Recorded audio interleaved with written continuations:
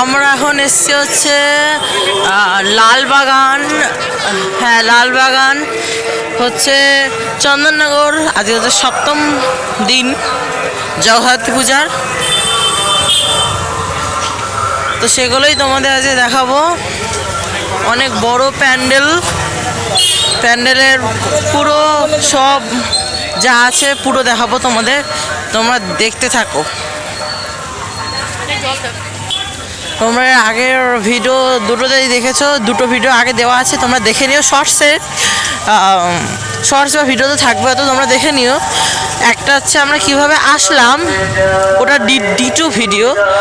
আর একটা হচ্ছে ওখান থেকে একটা ঠাকুর দেখলাম, মানে ওখান থেকে কোন রাস্তা ধরে প্রথমে আসবে সেটা আমি তোমাদের বলে দিয়েছিলাম, ঠিক আছে। এবার ওই রাস্তার সেকেন্ড পার্ট থেকে, মানে এটা হলো থার্ড পার্ট থেকে আমি এই ভিডিওটা শুরু করছি, ঠিক আছে।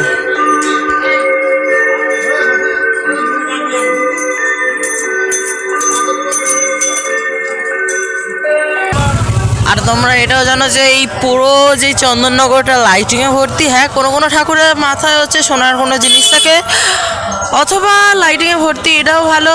আর কৃষ্ণনগর তো বহুত ভালো, যারা সোনা দেখতে পছন্দ করো তারা অবশ্যই কৃষ্ণনগর গিয়ে সোনা দেখে আসবে। আর যারা লাইটিং, গান, নাচ, কৃষ্ণনগরও গান নাচ হয়, তো চন্দননগরও গান নাচ হয়। তোমরা যদি দেখতে চাও তো বলো। কৃষ্ণনগর এটা হচ্ছে চন্দননগর পুরো। এই সামনে আরেকটা ঠাকুর দেখতে পারবে, তো এই মন্দিরটা দেখি। তার পাশে তার এদিক দিয়ে যাওয়ার সাইড, মানে এদিক দিয়ে আমরা আসছিলাম, এদিক দিয়ে এবার এইদিকে আমরা এই মন্দিরটা যাবো। এটা হলো বলে 500 বছরের পুরনো। এবার সেটা দেখতে হবে 500 বছরের পুরনো কী আছে ভেতরে। শ্রী শ্রী নন্দলালজি উড়ো মন্দির, দেখি কি আছে। ও, কৃষ্ণের ছবি আছে ভেতরে।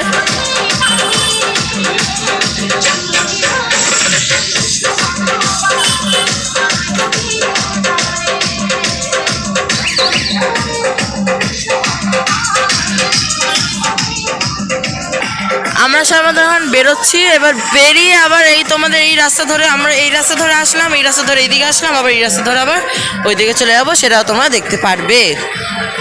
তো চলো দেখাই। তো আমরা এই সময় মাত্র জিজ্ঞেস করলাম, তাহলে আমরা দেখতে দেখতে চলে আসলাম হচ্ছে আরেক মায়ের কাছে। তো এখানে এখন ঢাকের বাজনা হচ্ছে। চন্দননগর পৌর নিগম, তোমাদের দূর দিয়ে দেখাচ্ছি বোলবাগান হয়তো পাল বাগান, সরি। তো সেখানকার মাতৃ প্রতিমা, মুখটা দেখুন কি সুন্দর। এবং এই জগদ্ধাত্রী ঠাকুরের নাম হচ্ছে গিন্নি মা। তো এই ঠাকুরের রূপ অপরূপ সুন্দর। তোমরা আসতে পারো এবং অনেক ভালো লাগবে এখানে।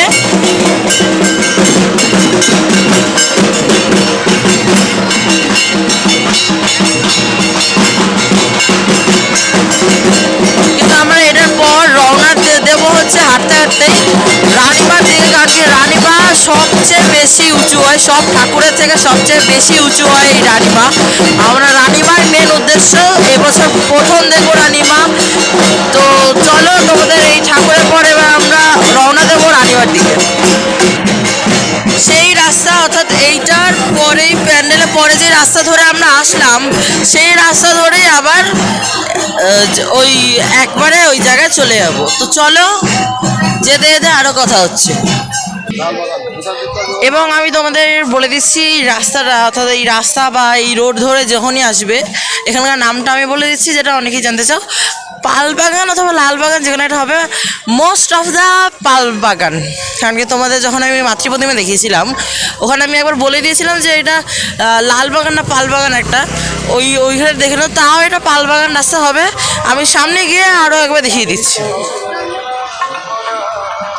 এই যে এই 500 বছরের এই মন্দিরটা থেকে আমরা সোজা পথে আবার যাবো, যেই পথে আমরা আসলাম। তো আমরা সেই রাস্তা ধরে, যে রাস্তা ধরে আমরা ঢুকলাম, যেটা আমি তো বললাম যে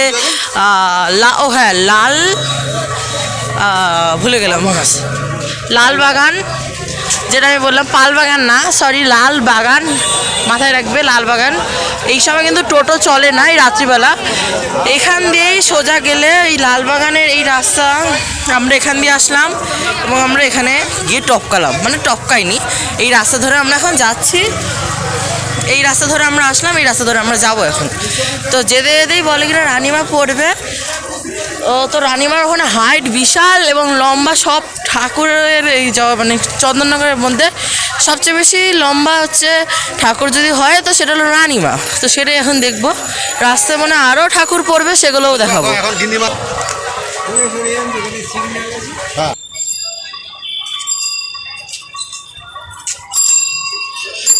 তো চন্দননগরে প্যান্ডেলে লাইটে লাইট মানে লাইট মানে কারেন্ট, সেখানে কারেন্টের পুরো ভর্তি লাইট জ্বলছে, এই জ্বলছে সেই জ্বলছে, দেখতেই পাচ্ছ। এই টানা রাস্তা হাঁটতে হবে, হাঁটতে হাঁটতে তোমাদের পড়বে। তো টানা রাস্তা হাঁটি, আর যদি কোনো মোড় থাকে তো অবশ্যই বলবো, আমি সব ডিটেলস বলে দেবো। এই রাস্তায় কোনো নাম আছে কিনা একবার জিজ্ঞেস করে নেবো। তা আমি তোমাকে ওই লাল বাগান থেকে তোমাদের বলে দিলাম, লাল বাগানে যখন ঢুকবে তখন একদিক পড়বে হচ্ছে ডান হাত, একদিকে পড়বে বাঁ হাত, ঠিক আছে? আর এটা পড়বে তোমার পিছনের রাস্তা, তো তুমি ডান হাত ধরে আসবে, ঠিক আছে?